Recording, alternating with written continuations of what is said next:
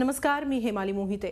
एखाद्यावर काही संकट ओढवलं की लोक लगेच मदतीला धावून जातात। घड्याळाच्या काट्यावर धावणाऱ्या मुंबईतही 26 जुलैचा महाप्रलय असो की ट्रेनमधील बॉम्ब ब्लास्ट असो, मुंबईकर मदतीला धावलेत।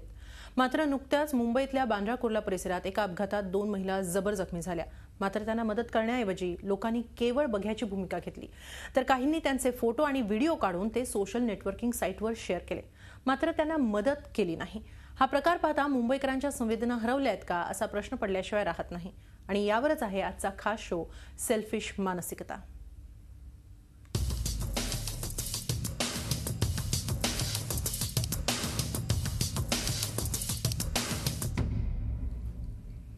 याविषयी अधिक चर्चा विस्तृतपणे करण्यासाठी आपल्याबरोबर आज आहेत मुंबई पोलिसांचे प्रवक्ते धनंजय कुलकर्णी। सर, खूप खूप स्वागत आहे तुमचं स्टुडिओमध्ये।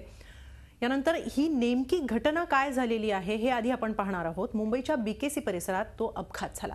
एक डबल डेकर बसनं स्कूटीला धडक दिली आणि या अपघातात स्कूटीवरील टीना मोरानी आणि संध्या कोठारी या दोन्ही तरुणी गंभीर जखमी झाल्या। सायन हॉस्पिटलमध्ये नेण्यापूर्वीच त्यांचा मृत्यू झाला।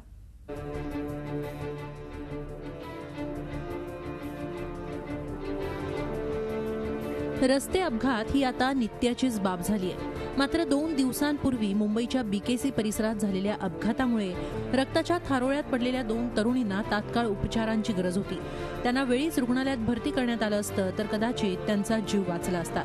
मात्र मुंबईकरांनी केवळ बघ्याची भूमिका घेतली आणि त्या दोघींना आपला जीव गमवावा लागला। शनिवारी दुपारच्या सुमारास ही घटना घडली। बीएसटी बस क्रमांक MH01 LA 5177 ही बस कुर्ल्याहून वांद्र्याकडे निघाली होती। बांद्रा कुर्ला कॉम्प्लेक्स परिसरात टीना मोरानी आणि संध्या कोठारी या आपल्या दुचाकी वाहनावरून जात असताना बसनं त्यांच्या वाहनांना जोरदार धडक दिली। या अपघातात टीना मोरानी आणि संध्या कोठारी गंभीर जखमी झाल्या। त्या रक्ताच्या थारोळ्यात पडल्या होत्या। त्यांना वैद्यकीय उपचारांची गरज होती। या अपघातानंतर बघ्यांनी तिथं गर्दी केली।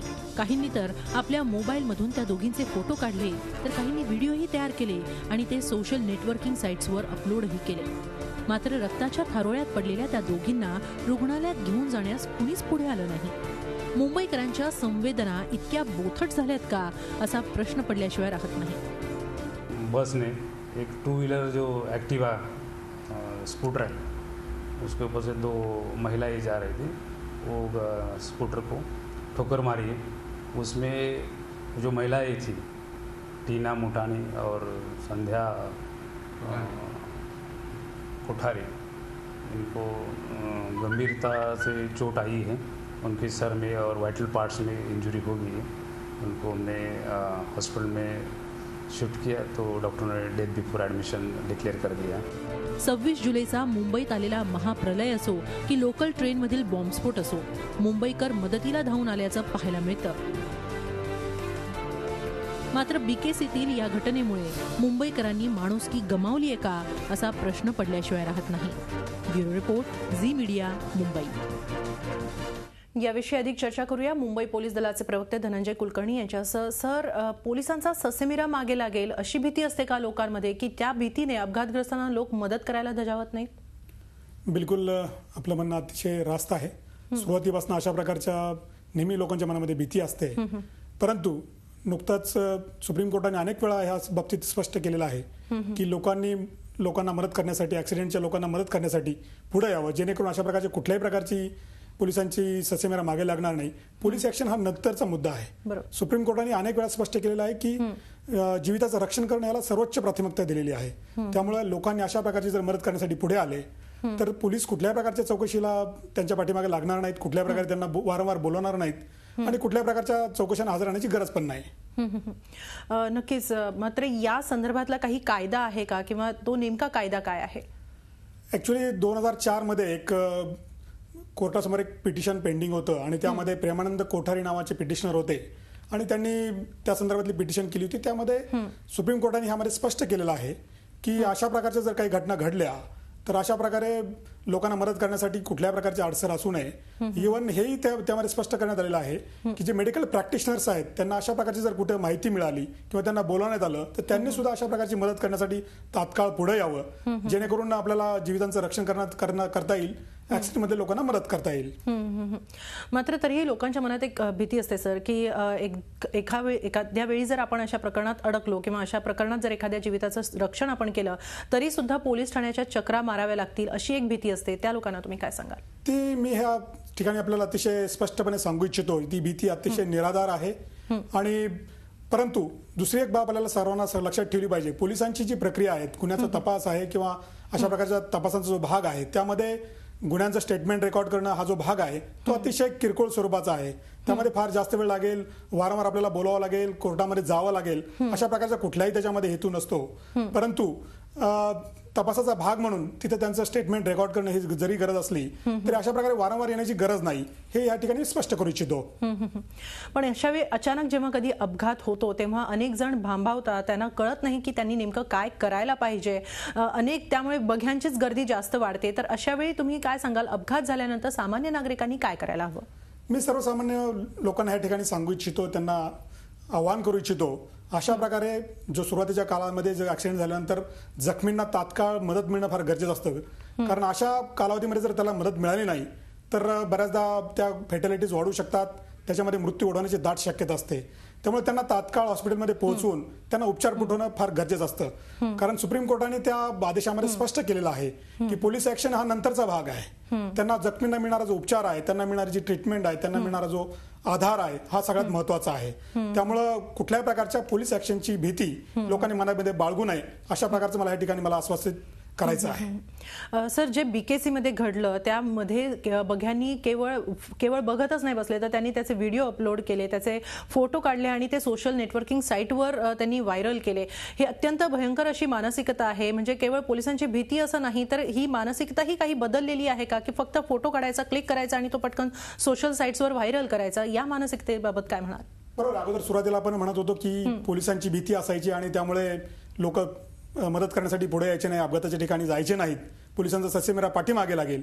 परंतु आपण कालच्या घटनेमध्ये बघितलं, त्या 2 तरुणींचा ज्या प्रकारे जीव गेला त्यामध्ये अशा प्रकारे लोकांनी पुढे आले नाहीत आणि त्या ठिकाणी मदत केलीच नाही, उलट फोटो काढत राहिले आणि अशा प्रकारे सोशल मीडियावरती ते पोस्ट करत राहिले. आणि त्याचा कशा प्रकारे आपण बघितलं, अशा प्रकारची मानसिकता खऱ्या अर्थानं दुःखदायक आहे, वेदनादायी आहे.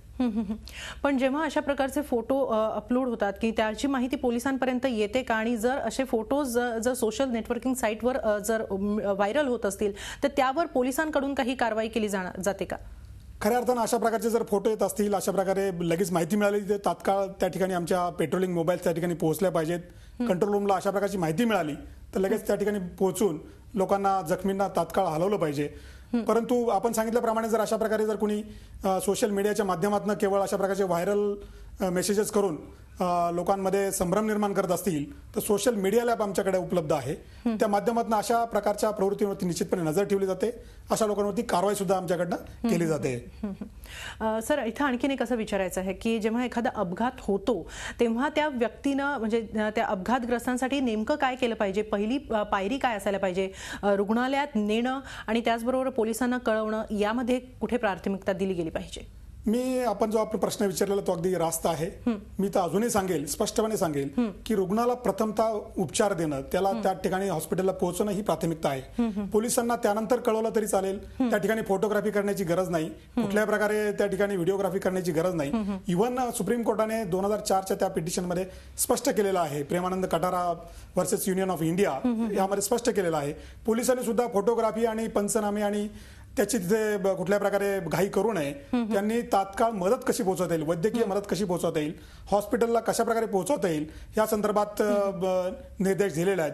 आणि मला वाटतं ते सर्वांसाठीच लागू आहेत, सर्वसामान्य लोक आणि पोलीस या दोघांना लागू आहेत. मुंबईतल्या बीकेसी परिसरामध्ये अपघातग्रस्त महिलांचे फोटो काढून ते सोशल साईट्सवर टाकणाऱ्या मुंबईकरांची नेमकी संवेदना गेली कुठे होती, हा प्रश्न पडतो. आणि त्यावरच आजचा आहे आमचा खास शो सेल्फिश मानसिकता. याविषयी आपल्याबरोबर बोलण्यासाठी आहेत मुंबई पोलीस दलाचे प्रवक्ते धनंजय कुलकर्णी.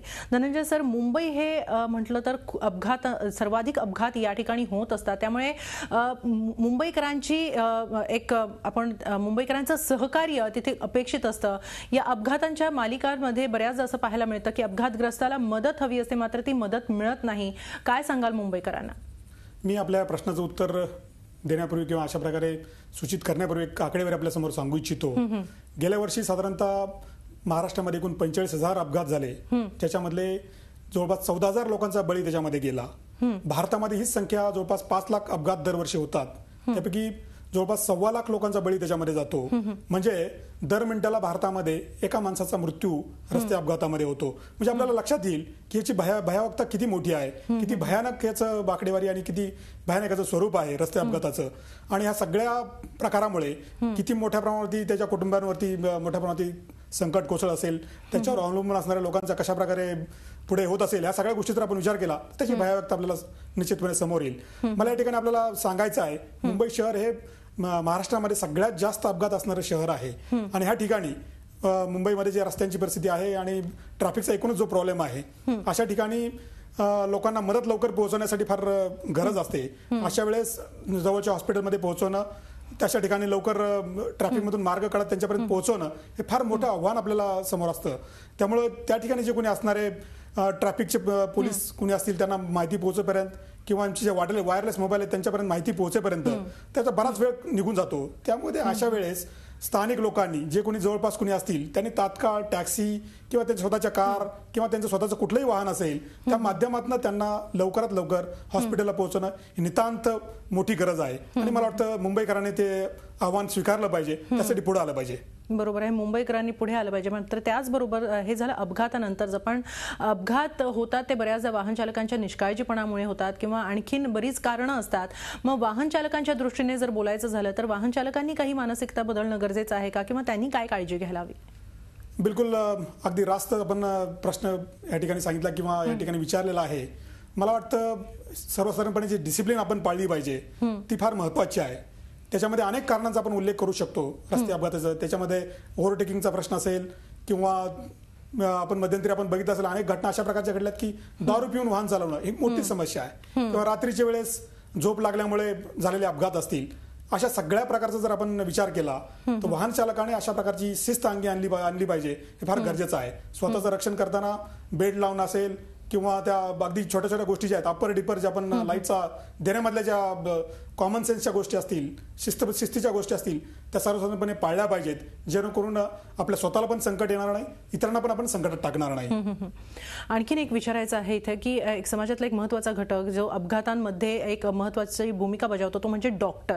बऱ्याचदा असं पाहायला मिळतं की जेव्हा अपघात घडतो तेव्हा अपघातग्रस्तांना जेव्हा हॉस्पिटलमध्ये नेलं जातं तेव्हा डॉक्टर किंवा ते हॉस्पिटल प्रशासन सुद्धा काहीसं टाळमटाळ करतं. मोटार वाहन कायद्याच्या कलम 134 अन्वये तो जो ड्रायव्हर आहे किंवा तो जो वाहन चालक आहे, वाहन मालक आहे, यांच्यावरती एक जबाबदारी टाकण्यात आलेली आहे. ऍक्सिडेंट झाल्यानंतर तात्काळ त्या जखमीला हॉस्पिटलमध्ये पोहोचवणं हे कलम 134 प्रमाणे त्याच्यावरती बंधनकारक आहे. तसंच अशा प्रकारच्या जखमी हॉस्पिटलमध्ये पोहोचवला किंवा त्या ठिकाणी त्याला उपचार देण्यासाठी त्याला पोहोचवला हॉस्पिटलमध्ये, तात्काळ उपचार देणं हे तिथल्या वैद्यकीय अधिकाऱ्याची किंवा मेडिकल ऑफिसरची, डॉक्टरांची जबाबदारी आहे. ती जबाबदारी जर त्यांनी पाळली नाही तर कलम 187 अन्वये त्याच्यावरती 3 वर्षाची कारावासाची शिक्षा ज्याच्यामध्ये मेन्शन केलेली आहे, अशा प्रकारच्या गुन्ह्याला तो पात्र ठरू शकतो. अशा प्रकारची कारवाई त्या डॉक्टरवरती, त्या वाहन चालकावरती किंवा ड्रायव्हरवरती होऊ शकते. त्यामुळे ही कायदेशीर जबाबदारी त्यांनी पाळली पाहिजे. अशा प्रकारचं बंधन कायद्याने त्यांच्यावरती घातलेलं आहे. धनंजय सर, आणखीन इथं एक विचारायचं आहे की जेव्हा अपघात होतो तेव्हा अनेकांना काय करावं हे सुचत नाही, जसं मगाशी आपण बोललो. पण फोन नंबर सुद्धा खूप महत्त्वाचा असतो आणि स्पेशली तेव्हा जेव्हा प्रत्येकाच्या हातात स्मार्टफोन्स आहेत, अनेक कॉन्टॅक्ट नंबर्स असतात, मात्र पोलिसांचा नंबर त्यांच्या कॉन्टॅक्टमध्ये नसतो. याविषयी आपण काय बोलाल? मला या ठिकाणी जाहीरपणे सांगायचं आहे, मुंबई पोलिसांच्या अनेक हेल्पलाईन आपल्या सेवेसाठी, लोकांच्या सेवेसाठी याच्यामध्ये आहेत. त्याच्यामध्ये सगळ्यात महत्त्वाची आपली हेल्पलाईन जी आहे, जी आमच्या मुख्य नियंत्रण कक्षाला जोडलेली आहे, 100 जो 100 नंबर आपण जो आपला नियंत्रण कक्षाचा आहे तो अत्यंत महत्वाचा आहे. तो सगळ्यांनी आपल्या कॉन्टॅक्ट लिस्टमध्ये सेव्ह करून ठेवला पाहिजे किंवा डायल केला पाहिजे, जेणेकरून तात्काळ ती मदत पोहोचण्यासाठी आपल्याला मदत होऊ शकेल. त्याचबरोबर जर महिलांच्या संदर्भातल्या काही गोष्टी असतील, महिलांच्या संदर्भातले काही अपघात असतील, तर अशा ठिकाणी महिला सुद्धा त्यांची 103 नंबरची जी आमची हेल्पलाईन आहे तिचाही ते आधार घेऊ शकतात.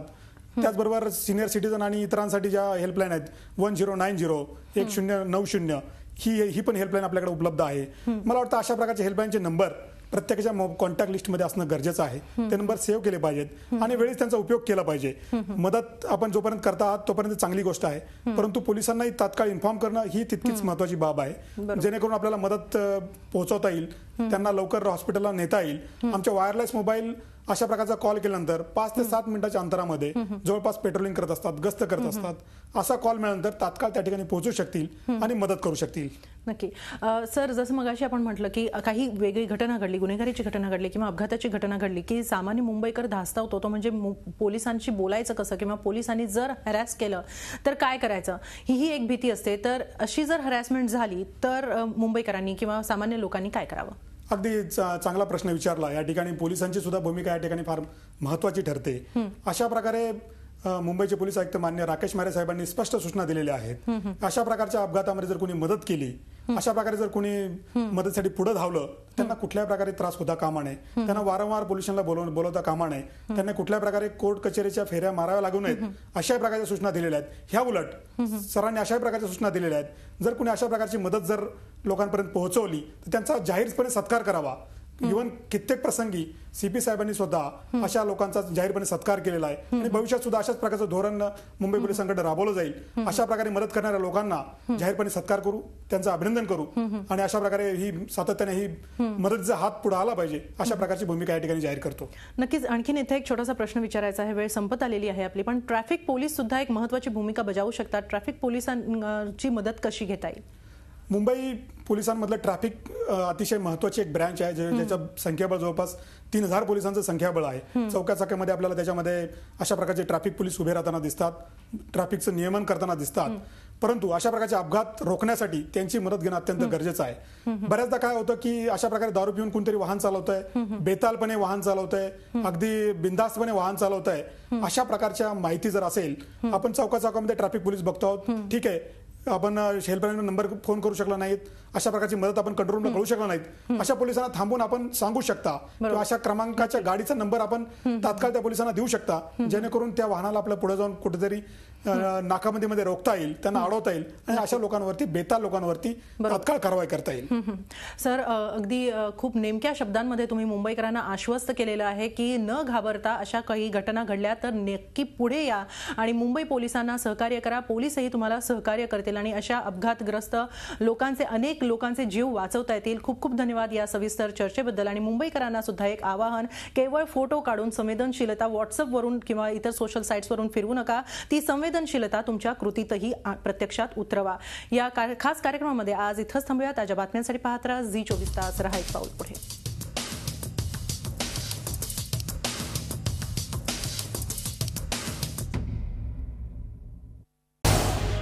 झी 24 तास, रहा एक पाऊल पुढे.